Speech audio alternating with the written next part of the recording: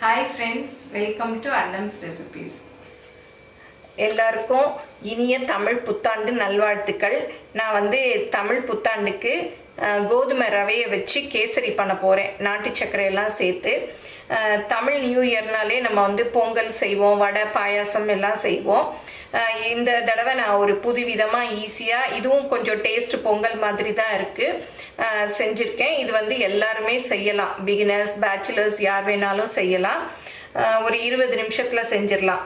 நம்ம தமிழ் புத்தாண்டுக்கே எல்லாரும் என்ன பண்ணுவோம்னா பழங்களையெல்லாம் அடுக்கி வச்சுட்டு காலையில் எழுந்ததும் பழங்கள் முகத்தில் தான் முழிப்போம், ஏன்னா நல்ல சுபிக்ஷமாக இருக்கணும்னு. அப்புறம் 6 சுவையும் சேர்ற மாதிரி உணவுகள் எல்லாம் செய்வோம். அதாவது மாங்காய் பச்சடி, வேப்பம்பு ரசம்.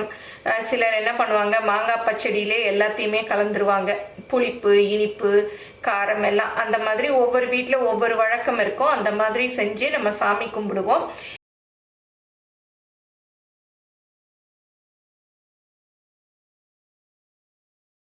இந்த கோதுமை ரவை கேசரிக்கு ஃபஸ்ட்டு முந்திரியும் திராட்சையும் வறுத்துக்கலாம். இதுக்கு வந்து ஒரு 2 ஸ்பூன் அளவு நெய் ஊற்றிக்கலாம். முந்திரி நீங்கள் எப்படி வேணால் போட்டுக்கலாம், முழுசாக வேணாலும் போட்டுக்கலாம், இல்லை இந்த மாதிரி உடைச்சது வேணாலும் போட்டுக்கலாம், பாதாம் எந்த நட்ஸ் வேணாலும் போட்டுக்கலாம். இப்போ முந்திரி செவந்துருச்சு, கிஸ்மிஸ் போட்டுக்கலாம். கிஸ்மிஸ் நல்லா அப்படி பொரிஞ்சு வரணும். இப்போ பாருங்கள், நல்லா அப்படி பொரிஞ்சிருச்சு, எடுத்துக்கலாம். எடுத்து இதை தனியாக ஒரு தட்டில் வச்சுக்கலாம்.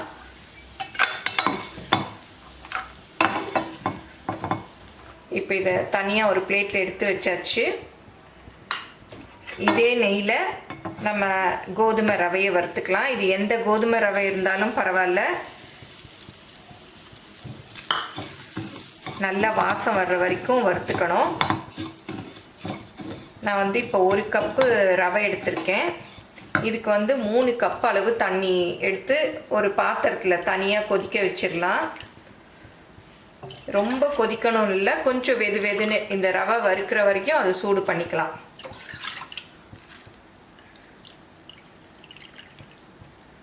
ஒன்றுக்கு 3 ஊற்றி வச்சுருக்கேன்.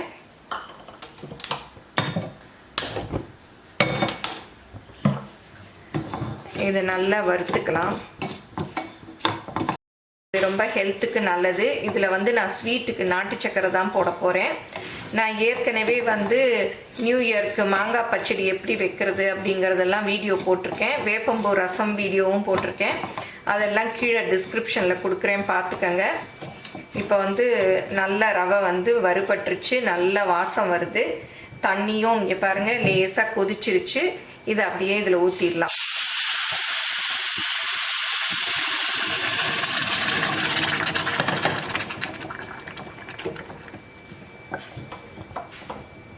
இதை அப்படியே நல்லா மிக்ஸ் பண்ணி விட்டுட்டு அடுப்பை வந்து குறைச்சி வச்சிடணும். ஒரு மூடியால் மூடி அப்படியே வேக விட்டுடலாம். இப்போ திறந்து பார்க்கலாம். பாருங்கள், நல்லா வெந்துருச்சு, சூப்பராக வெந்துருச்சு. நடுவில் திறந்து கிளறி விட்டுறணும். இப்போ நல்லா வெந்துருச்சு. இப்போ நாட்டு சக்கரை வந்து 1 கப் அளவு எடுத்து வச்சுருக்கேன். நீங்கள் வேணும்னா 1.25 கப் கூட போட்டுக்கலாம். அவங்கவுங்களுக்கு எவ்வளோ இனிப்பு வேணுமோ அந்த அளவு போட்டுக்கணும். இப்போ நாட்டு சக்கரை போட்டதும் அது நல்லா இளகிட்டு வரும். நெய் வந்து 2 ஸ்பூன் அளவு ஊற்றிருக்கேன். நம்ம வறுக்கரைச்ச ஊற்றுனது தான் நெய். அதுக்கப்புறம் ஊற்றலை. நமக்கு எவ்வளோ நெய் வேணுமோ அவ்வளோ ஊற்றிக்கலாம். இது அப்படியே மூடி வேக விட்டுறாமல் இடையில திறந்து கிளறி விடணும். அப்போ தான் வந்து அடி பிடிக்காமல் இருக்கும், இல்லாட்டி அப்படியே அடி பிடிச்சிடும். இப்போ பாருங்கள், ஒன்றுமே பிடிக்கலை.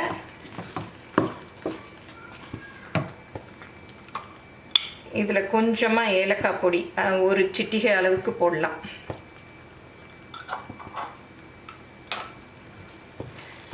இதையும் போட்டு அப்படியே நல்லா மிக்ஸ் பண்ணி விட்டுலாம்.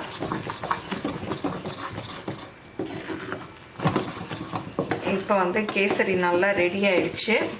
நீங்கள் வந்து வெந்த பிறகு வெல்லம் போடுங்க. வெல்லம் போடுறதுனாலும் போடலாம், நாட்டு சக்கரை போடலாம், உங்களுக்கு என்ன பிடிக்குமோ, இல்லை ப்ரௌன் சுகர் வேணும்னாலும் போடலாம். ஆனால் நல்ல கோதுமை ரவை வெந்த பிறகு போடுங்க, இல்லாட்டா அப்புறம் ரவை வந்து வேகாது.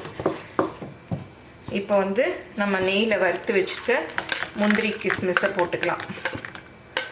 அவ்வளோதான், நம்மளுடைய கோதுமை ரவை கேசரி ரெடி ஆயிடுச்சு. இது வந்து ஒரு 20 நிமிஷத்தில் செஞ்சிடலாம்.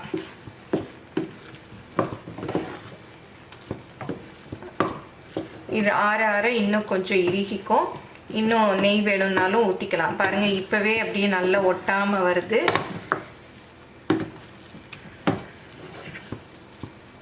இந்த கேசரி வந்து நாங்கள் பஞ்சாபில் ஒரு தடவை அந்த பொற்கோயில் போயிருந்தோம். அங்கே வந்து இதை பிரசாதமாக கொடுத்தாங்க. அவ்வளோ டேஸ்ட்டாக சூப்பராக இருந்தது. அவ்வளோதான், இறக்கிடலாம். இப்போ இந்த கேசரியை இந்த வாழை இலையில் சர்வ் பண்ணலாம். தமிழ் புத்தாண்டுங்கிறதுனால வாழை இலையில் வச்சு சாமி கும்பிட்டோம்னா ரொம்ப விசேஷம். பாருங்கள், நல்லா அப்படி இறுகிட்டு வந்துருச்சு. கொஞ்சம் முந்திரி அது மேலே அப்படியே தூவிடலாம். நீங்கள் என்னுடைய பொருட்களை வாங்கணுன்னா கீழே வர்ற வாட்ஸ்அப் நம்பரில் ஒரு ஹாய் போட்டிங்கன்னா எல்லா டீட்டெயில்ஸும் வரும். அதை பார்த்து உங்களுக்கு என்னென்ன பொருள் வேணுமோ அதை நீங்கள் ஆர்டர் பண்ணி வாங்கிக்கலாம். இப்போ பாருங்கள், எவ்வளோ குயிக்காக கோதுமை ரவை கேசரி பண்ணிட்டோம்.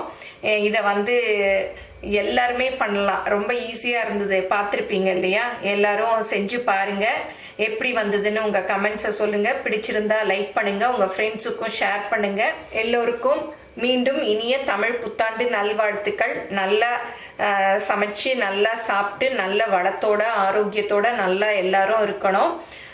தேங்க்யூ.